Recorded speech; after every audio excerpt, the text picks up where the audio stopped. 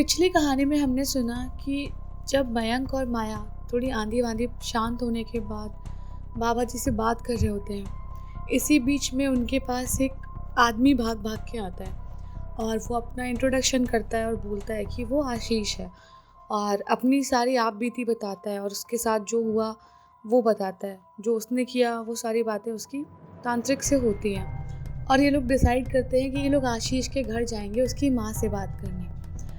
अब वो टाइम आ गया था जब तांत्रिक, माया और मयंक सभी आशीष के घर जाते हैं और जैसे ही लोग उसके घर पहुंचते हैं और डोरबेल रिंग करते हैं, तभी सामने से एक लड़की निकल के आती है और इन लोगों को घर में वेलकम करती है। और जैसे ही ये मयंक और तांत्रिक बाबा और माया सभी घर के एक रूम के अंदर गए, वैसे ही ये देखते हैं कि एक बूढ़ी सी औरत बिस्तर पर सोई हुई थी।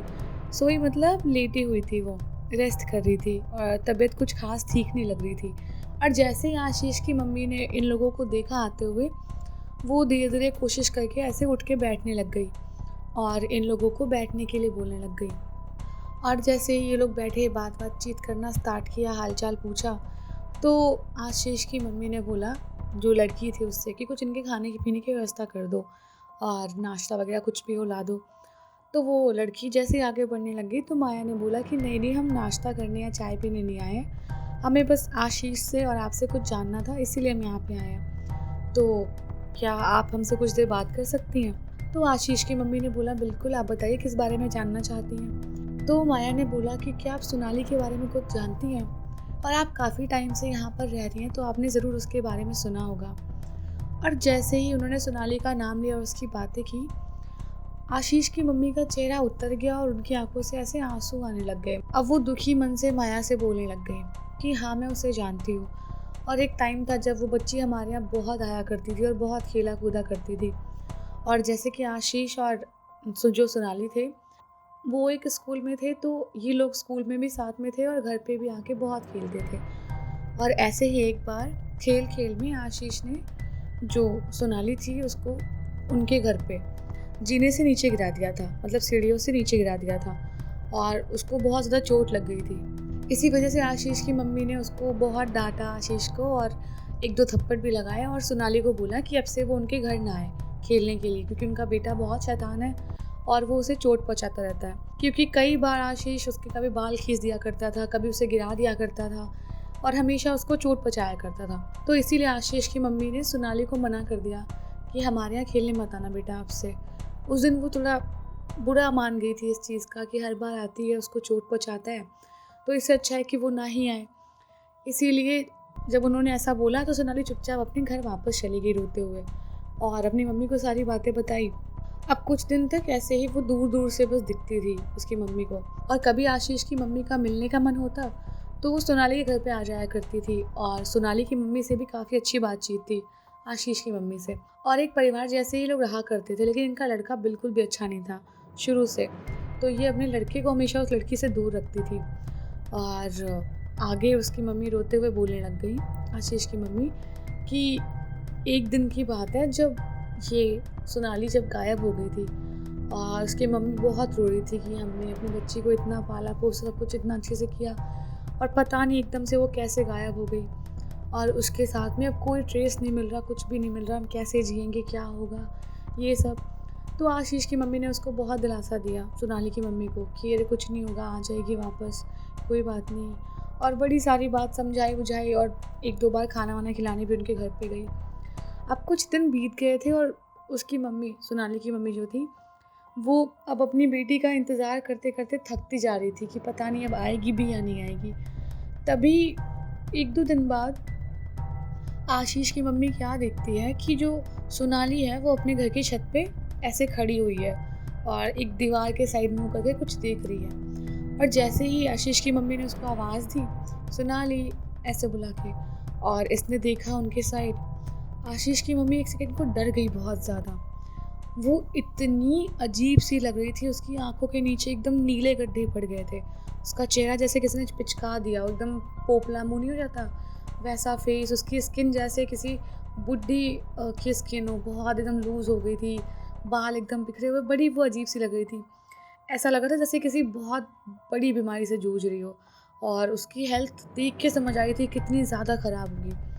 और जैसे ही उन्होंने देखा सोनाली को और ऐसे रूप में देखा, वो फटाफट अपने घर पे बोल के गईं कि वो सोनाली के घर जा रही हैं और एक बार सोनाली आ गई तो उससे मिल के आती हैं। और जैसे फटाफट उनके घर गई और सोनाली की मम्मी से मिली और बातचीत करने लग गई कि अरे कब आई है ये और ऐसी कैसी हो गई है, क्या हो गया है। तो सोनाली की मम्मी कहने लग गई कि ये बीच में गायब हुई थी, उसके बाद हमें कुछ भी पता नहीं चला और अभी कल ही घर आई है और उसके बाद से मतलब इसकी तबीयत बहुत ख़राब सी लग रही है और समझ नहीं आ रहा है क्या हुआ है। और यहाँ आशीष की मम्मी को भी कोई अंदाज़ा नहीं था, तो उन्होंने बोला कोई बात नहीं, हो सकता है इतने टाइम तक भूखी प्यासी रही हो, कुछ हुआ हो, चलो आप इसका ध्यान रखो और खिलाई पिलाई अच्छे से करेगी अपनी ये, तो ये अच्छी हो जाएगी, कोई बात नहीं, शरीर में कमज़ोरी आ गई होगी। और लग भी रहा था उसको देख के कि बहुत कमज़ोर हो गई है वो। तो यही सब बातें इन लोगों ने की, लेकिन सोनाली इन लोगों की बातों में इंटरेस्टेड सी नहीं लग रही थी। वो वहाँ पे आई मिलने के लिए ज़रूर इनसे, लेकिन बिल्कुल भी कट कट के ऐसे ही इधर-उधर देख रही थी, अपनी ही किसी दुनिया में मस्त थी। बिल्कुल बात करने में इंटरेस्टेड नहीं थी। थोड़ी देर बाद आशीष की मम्मी उठ के अपने घर आ गई और अपना काम-वाम में लग गई और उधर अपना उनके घर में सब लोग बिज़ी हो गए सोनाली के यहाँ।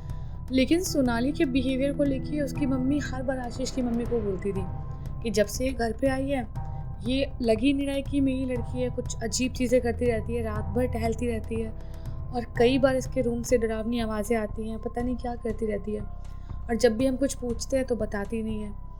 और 1-2 बार उसकी मम्मी ने, सोनाली की मम्मी ने उसको ऐसे कच्चा मांस-वास खाते हुए भी देखा। हालाँकि उनके घर में इन सब चीज़ों का इतना कोई रिस्ट्रिक्शन नहीं था, तो उनको लगा हो सकता है कमज़ोरी होगी इसलिए वो ऐसा कर रही होगी और इतना ध्यान नहीं दिया। और धीरे-धीरे करते-करते बहुत कंडीशन ख़राब होती गई और अब सोनाली की मम्मी बहुत परेशान रहने लग गई अपनी बेटी को लेके, जिसका ज़िक्र वो बार-बार आशीष की मम्मी से करती रहती थी।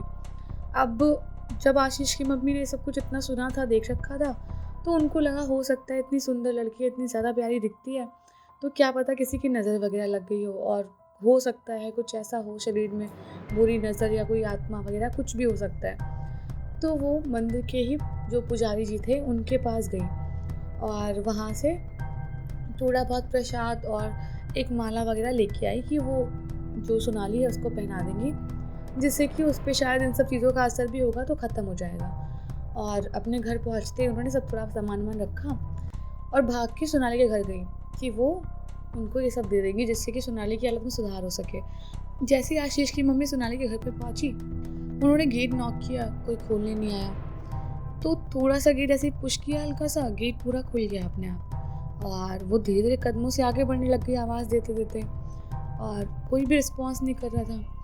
तो उनको लगा क्या हुआ, कोई भी घर पे नहीं है, कहाँ गए सब लोग और घर भी खुला हुआ है। ऐसे तो कभी नहीं जाते और कभी गए तो पता होता है मुझे कि कहाँ जा रहे हैं, तो आज क्या हुआ? तो एकदम से वो देखते-देखते एक रूम से दूसरे रूम में देख रही हैं कि कहाँ पे कौन है। एकदम से उनकी निगाह पड़ी, ऐसा लगा जैसे कोई सो रहा है उस रूम में, जो रूम उनको खुला सा दिख रहा है थोड़ा-सा। जैसे उन्होंने गेट थोड़ा-सा और खोला, उनकी आँखें एकदम फटी की फटी रह गई। वो देखती हैं कि जो सोनाली के पापा थे, उनकी डेड बॉडी पड़ी हुई है, एकदम खून से लथपथ, बहुत बुरी तरह से किसी ने मार दिया उनको। वैसे वो एकदम डर गई इस चीज़ को देखते ही कि क्या हो गया, एकदम से कैसे मतलब आँखों के सामने सब कुछ हो गया और घर के सामने कोई आवाज़ भी नहीं, कुछ भी नहीं हुआ, तो ये क्या हुआ होगा?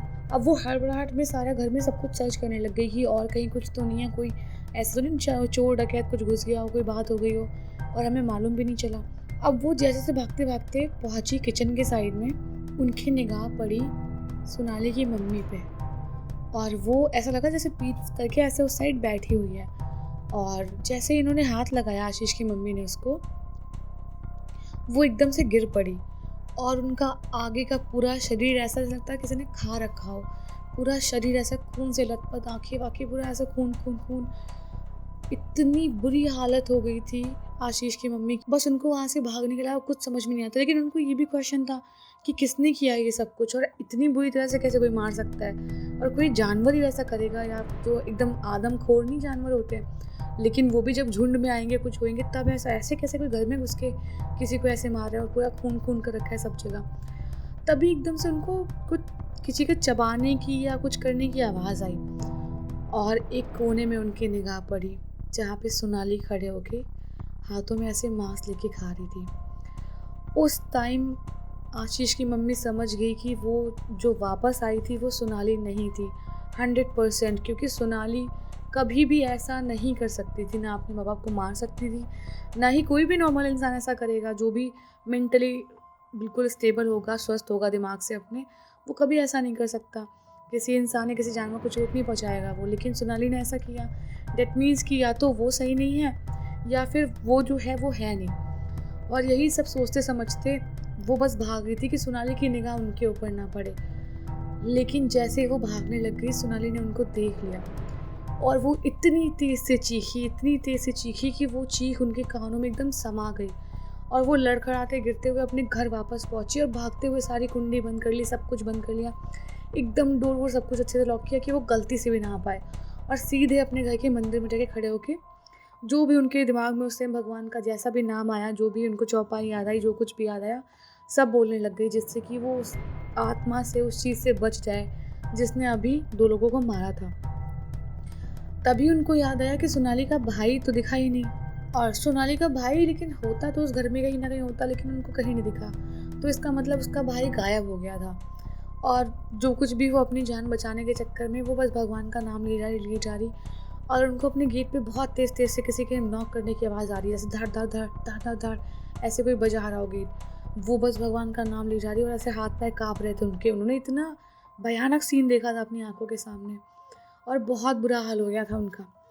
लेकिन भगवान की दया से उनको उस आत्मा ने कोई नुकसान नहीं पहुंचाया उस टाइम, और वो जैसे मंदिर से बाहर आई और घर पे लोग आए, उन्होंने सबको बताया ये सब कुछ, और ये सब जो भी अनहोनी हुई थी उसके बारे में सबको बताया। तो जो कुछ भी लोगों से बन पड़ा, अपने अपने हिसाब से लोग उनके घर परिवार की मदद करने पहुँचे। और उसके बाद से सोनाली एकदम से गायब हो गई, फिर उसका कुछ पता नहीं चला उसके बाद। और ये सब बातें करते करते जो आशीष की मम्मी थे उन्होंने अपनी आंखों से आंसू पोंछे, और उनकी आंखों में वो डर साफ दिख रहा था जो उन्होंने उस दिन फील किया होगा। अब जैसे ही ये सब बातें हो गई थी, तो माया ने आशीष की तरफ एक बहुत ही एक गुस्से वाली निगाह नहीं होती है जिसकी मतलब तुम्हारी वजह से सब कुछ ऐसा हुआ, वैसी निगाहों से देखा उन्होंने आशीष की तरफ। और आशीष बहुत शर्मिंदगी से मुंह ऐसे लटका के नीचे बैठा हुआ था, और उसे भी बहुत बेकार लग रहा था कि सब उसकी वजह से ही हो रहा था, उसको भी पता था। लेकिन अब जो चीज़ हो जाती है वो कभी वापस ठीक नहीं होती, इसलिए हमेशा फ़ैसले बहुत सोच समझ के लेने चाहिए। उसने गलती कर दी थी तो अब वो कुछ नहीं कर सकता था, वो जो होना था हो गया। तो माया ने जब सारी बातें हो गई तो आशीष की मम्मी को थैंक यू बोला और बोला कि जितनी भी आपने बातें हमें बताई ये हमारे लिए बहुत यूज़फुल रहेंगी, क्योंकि आज भी उसकी आत्मा भटक रही है और सबको परेशान कर रही है। और मयंक के बारे में बताया तो जो आशीष की मम्मी थी काफ़ी बूढ़ी थी और चीज़ें समझती थी, तो उन्होंने बोला कि कोई बात नहीं, बस मैं उम्मीद करती हूँ कि सब कुछ आपकी जो भी फैमिली है वो वापस हो जाए, और उसके साथ जो हुआ बस उसकी आत्मा को शांति मिले। और यही सब क्या है कि वो बहुत ऐसे हाफने लग जाता है इंसान ना, वैसे हो गई। तो माया ने बोला ठीक है आप रेस्ट कीजिए, अब हम चलते हैं।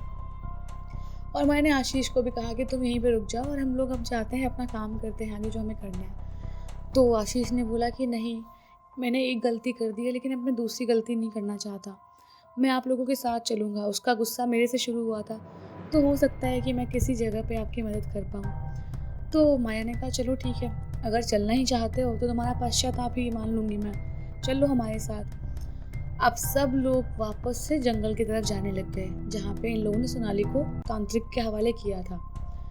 और जंगल में घुसते ही दिन में उस जंगल में ऐसी छाया थी जैसे अंधेरा हो रखा हो, रात हो रखी हो, और इन लोगों को टॉर्च यूज़ करनी पड़ रही थी जंगल में आगे रास्ता ढूंढने के लिए।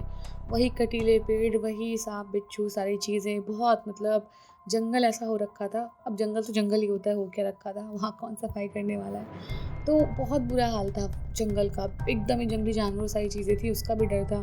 साथ में सोनाली का भी डर था क्योंकि उसकी आत्मा को तो पता था कि ये लोग आ रहे हैं सारी बातें पता करने के बाद, तो वो भी इनको रोकना चाहती थी, क्योंकि इवेंचुअली अगर ये सब चीज़ें कंप्लीट हो जाती हैं, पूजा पाठ वगैरह जो भी तांत्रिक कर रहे हैं, तो उसकी आत्मा को कहीं ना कहीं या तो मुक्ति मिल जाएगी या तो बांध दिया जाएगा।